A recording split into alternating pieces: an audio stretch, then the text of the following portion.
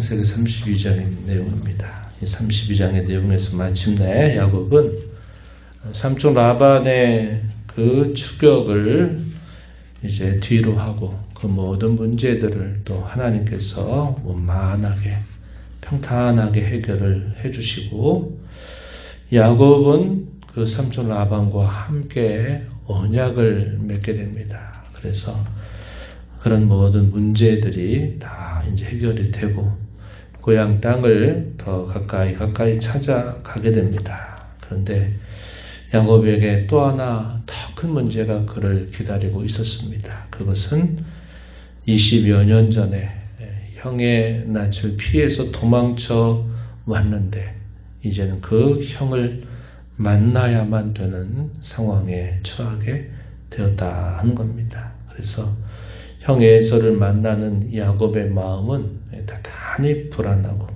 또 대단히 두려운 마음을 갖게 되었다 하는 것이고, 그러한 일들을 어떻게 할까 이런저런 방도를 찾아서 애를 써보지만 답답한 마음은 금할 수가 없었던 거죠.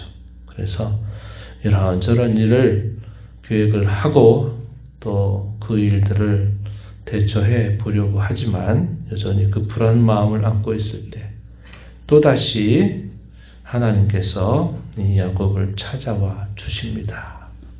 그게 우리가 잘 아는 야복 나루에서 씨름한 것으로 우리에게 알려져 있는 이 내용이 이제 우리가 살펴보게 되는 부분이 될 겁니다.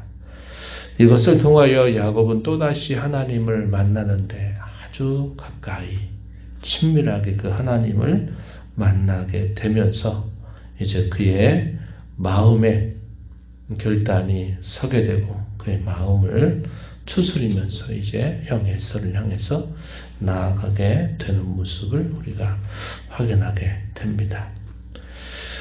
문제 연속이죠. 문제가 하나 해결되면 이제 모든 문제가 다 없이 이렇게 사라져 버리면 좋겠는데 야곱의 생애는 그렇지 않았어요.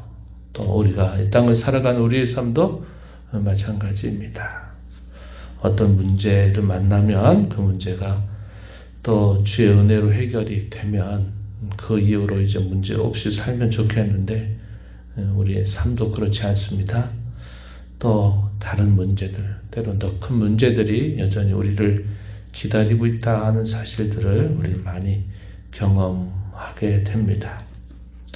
이러한 문제를 만난 야곱이 어떻게 했느냐? 인간적인 여러 생각들을 많이 해봅니다. 그런데 답이 보이지 않아요. 그가 어떻게 합니까? 하나님께 기도를 올리게 됩니다. 먼저 하나님께서 약속의 땅을 향해 더 가까이 찾아오는 이 야곱의 일행들을 하나님이 또 만나 주셔요. 그게 뭐냐면 하나님의 군대를 하나님이 보내주신 것입니다. 1절 말씀에 야곱이 길을 가는데 하나님의 사자들이 그를 만났다 이렇게 표현되어 있습니다. 하나님의 군대라 분명히 그 이름을 알려주니까 야곱이 그곳 만났던 그 장소를 뭐라고 합니까? 마하나임이다 이렇게 표현을 했습니다. 왜 이렇게 하셨을까요? 하나님께서 그의 길을 인도해 주신다. 잘 왔다 환영의 뜻도 있고 그의 앞서서 하나님이 그의 길을 예비하신다 하는 것을 보여주는 하나의 상징적인 사건이 됩니다. 훗날에 여호수아가 약속의 땅을 이제 진군해 갈 때 요단 강을 건너고 난 다음에 하나님께서 이 여호수아가 이끄는 이스라엘 자손들을 먼저 찾아와 주시죠. 어떻게 하십니까? 여호와의 군대 장관을 여호수아에게 만나게 하신 것입니다. 그게 보여주는 일이 뭘까요?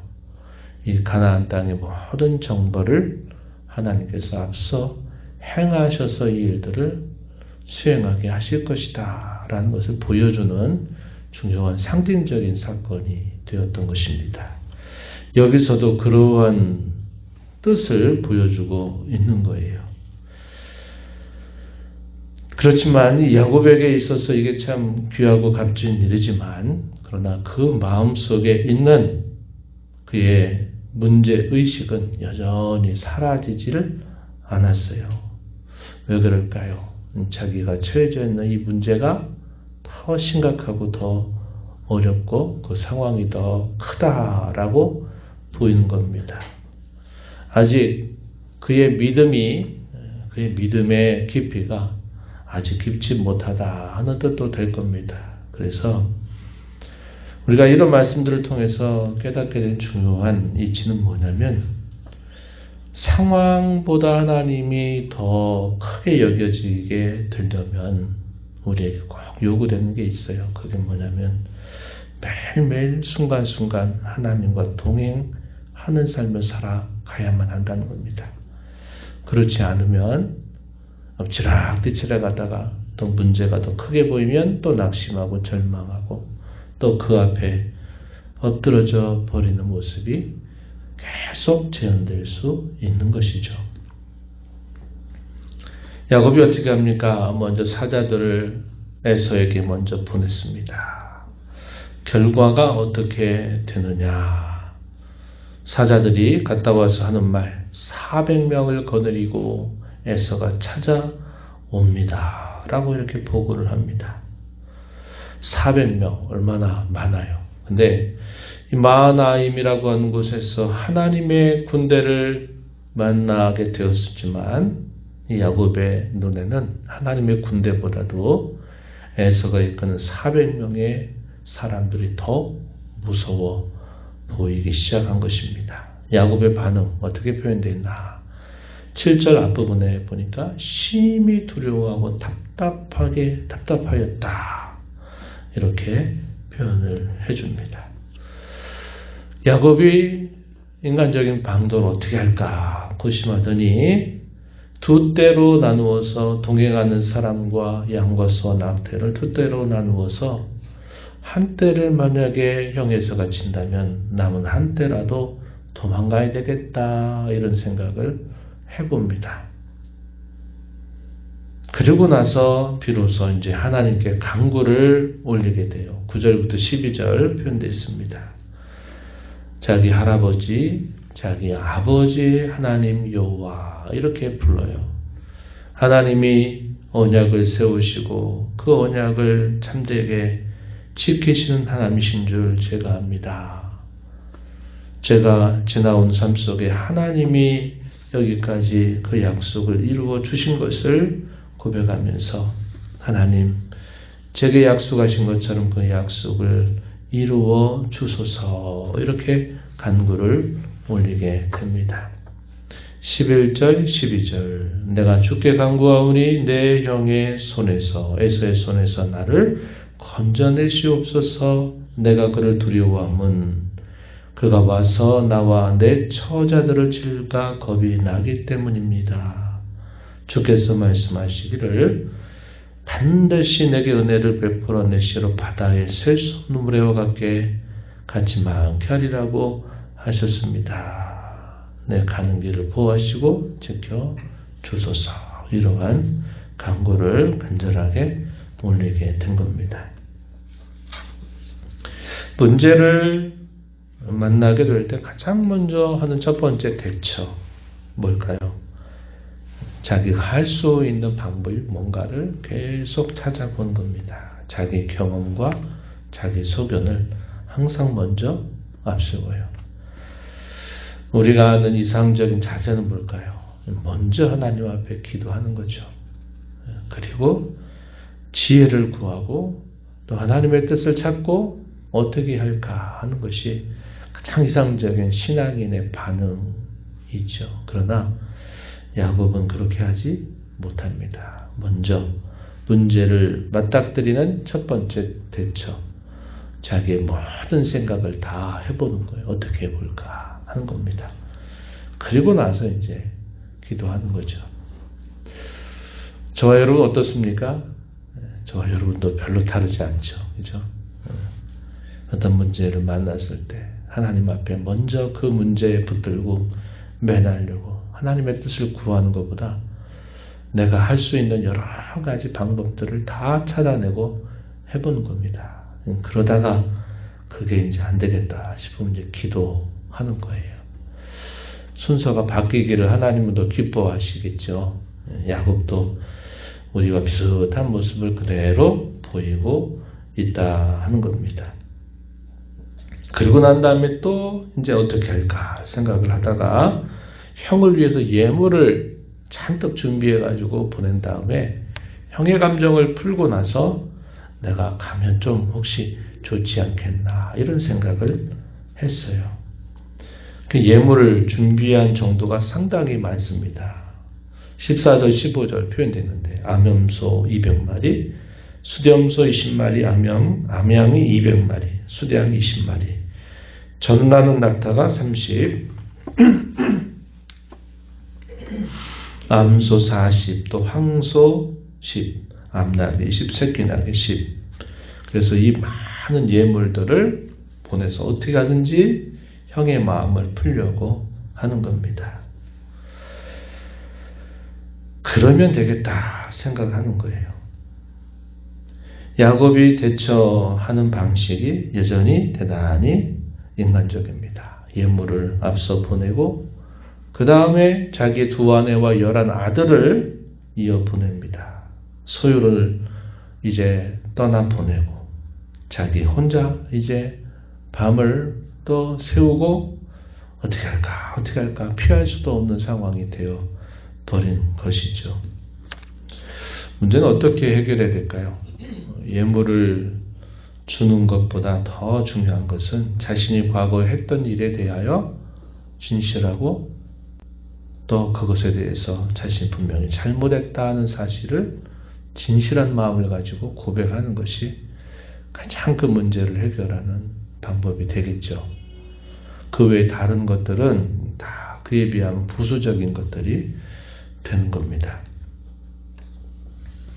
이렇게 해도 불안한 이 야곱을 또다시 하나님이 찾아와 만나주세요. 약복나루에 밤을 지새워 가는 동안 또 하나님께서 그를 찾아와 주십니다.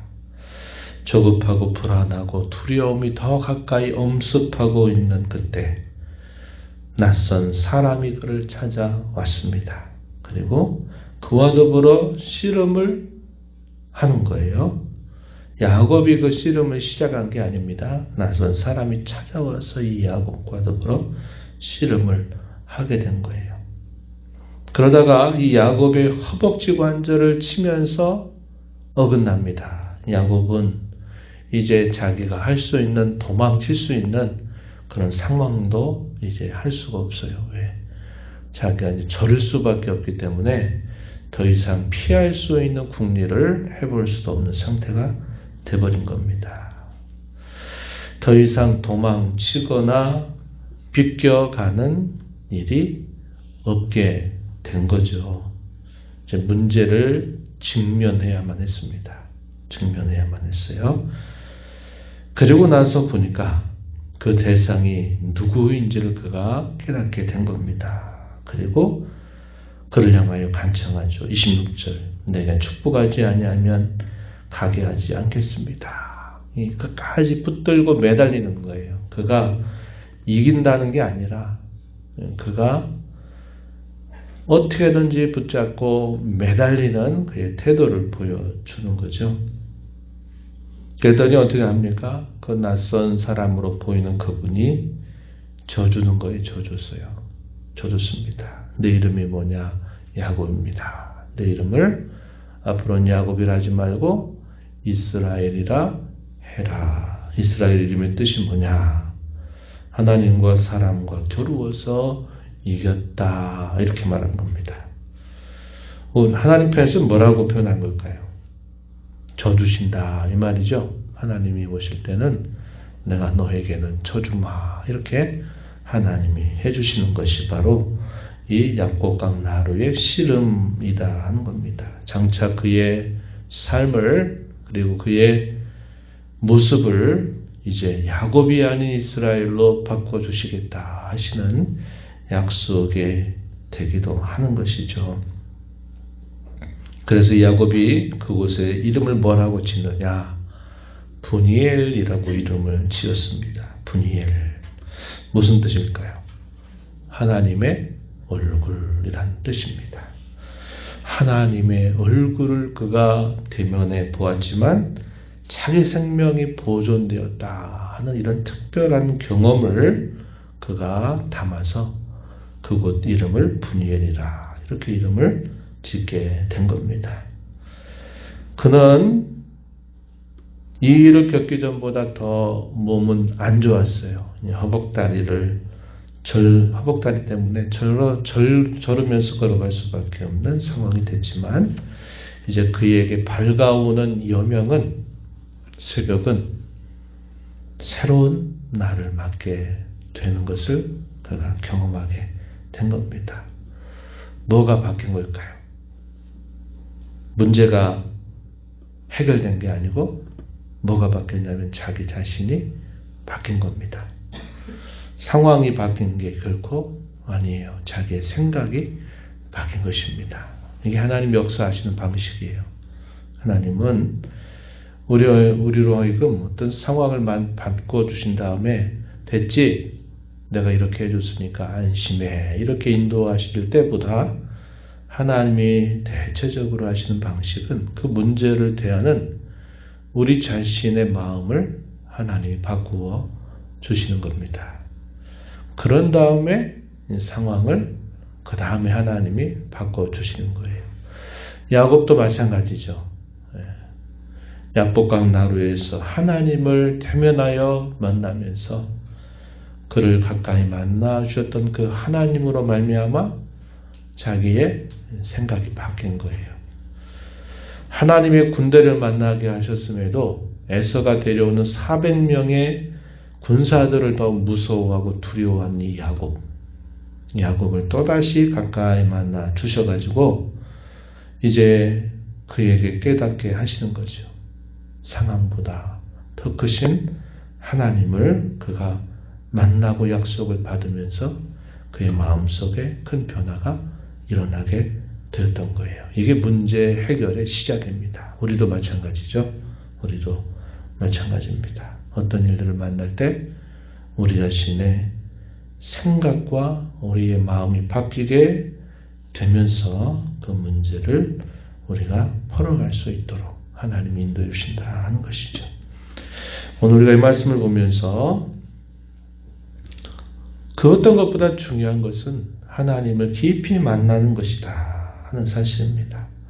어떤 상황에 처해도 어떤 문제에 봉착해도 어떤 난관을 우리가 맞닥뜨린다 하더라도 정말 중요한 것은 하나님을 깊이 만나고 상황보다 크신 하나님, 그 하나님을 깊이 만나고 하는 것이 중요하다.